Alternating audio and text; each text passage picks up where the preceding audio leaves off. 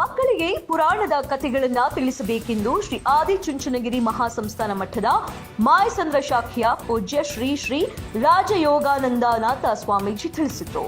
ತಾಲೂಕಿನ ಮಾಯಸಂದ್ರ ಟಿಬಿ ಕ್ರಾಸ್ನಲ್ಲಿರುವ ಆದಿಚುಂಚನಗಿರಿ ಸಮುದಾಯ ಭವನದಲ್ಲಿ ಮಂಗಳವಾರ ಹಮ್ಮಿಕೊಂಡಿದ್ದ ಎಸ್ಬಿಜಿ ವಿದ್ಯಾಲಯದ ಶ್ರೀಕೃಷ್ಣ ಜನ್ಮಾಷ್ಟಮಿ ಪ್ರಯುಕ್ತ ಚಿನ್ನರ ಕೃಷ್ಣಾಷ್ಟಮಿ ಮತ್ತು ಯಶೋಧ ಕೃಷ್ಣ ವೇಷಭೂಷಣ ಸ್ಪರ್ಧೆ 2025ರ ಕಾರ್ಯಕ್ರಮವನ್ನು ಜ್ಯೋತಿ ಬೆಳಗಿಸುವ ಮೂಲಕ ಉದ್ಘಾಟಿಸಿ ಆಶೀರ್ವಚನ ನೀಡುವ ಮೂಲಕ ಮಾತನಾಡಿದ ಅವರು, ಪುರಾಣಗಳಲ್ಲಿರುವ ಕಥೆಗಳನ್ನ ಮತ್ತು ಭಗವದ್ಗೀತೆ ಅಂತಹ ಧರ್ಮ ಗ್ರಂಥಗಳ ಕುರಿತಾಗಿ ಮಕ್ಕಳಿಗೆ ಪೋಷಕರು ತಿಳಿಸಬೇಕು.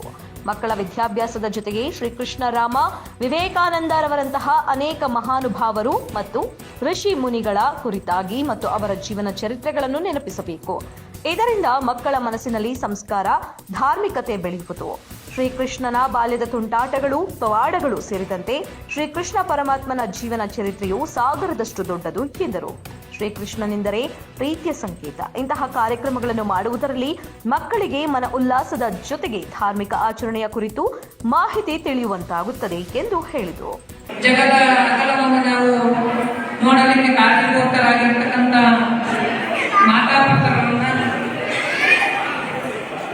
ಸಂತೋಷವನ್ನು ನೂರ್ಮುಡಿಗೊಳಿಸುವ ಸಲುವಾಗಿ ಭಗವಂತನಾಗಿರ್ತಕ್ಕಂತಹ ಭಗವಂತ ಮಗುವನ್ನು ನೀಡಿ ಈ ಜಗದ ದುಃಖವನ್ನು ನಿವೃತ್ತಿ ಮಾಡಿಕೊಂಡು ಹೋಗಬೇಕಾದ್ರೆ ಕೆಲವೊಂದು ಕಡೆ ಕೊಂಡತನದಿಂದ ಆಗಿರ್ತಕ್ಕಂಥ ಅನೇಕ ಸಂತಸವನ್ನು ನೀಡಲಿಕ್ಕೆ ಮಗುವಿನ ಜೊತೆಗೆ ತಂದೆ ತಾಯಿಗಳ ಪ್ರೀತಿ ಎಷ್ಟು, ಮಕ್ಕಳ ಪ್ರೀತಿ ಎಷ್ಟು ಅಂತಕ್ಕಂಥದ್ದನ್ನ ಜಗತ್ತಿಗೆ ತೋರಿಸಿಕೊಂಡಂತ ಸಂದರ್ಭ.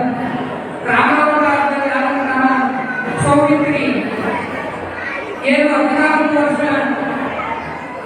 ಮಗನ ದುಃಖವನ್ನು ವಿಯೋಗವನ್ನು ಕಾಣಲಾದ್ರೆ ಸೌಮಿತ್ರಿ ದುಃಖವನ್ನು ಅನುಭವಿಸಿದ್ದು, ಏನು ಮಂಗನ ಮತ್ತು ಕೈಕಿಯ ಕುಂದರ್ಪದಿಂದ ಆ ದುಃಖ ಏನು ಉಂಟಾಯಿತು, ಕರ್ಮ ಅಂತಕ್ಕಂಥದ್ದು ಯಾರನ್ನು ಬಿಡುವುದಿಲ್ಲ ಅಂತಕ್ಕಂಥದ್ದಕ್ಕೆ ಶ್ರೀಕೃಷ್ಣ ಅವತಾರದೊಳಗೆ ಯಶೋಧೆ ಮತ್ತು ಆ ನಂದಗೋಕುಲದಲ್ಲಿ ಸಿಕ್ಕಂತಹ ಪ್ರೀತಿ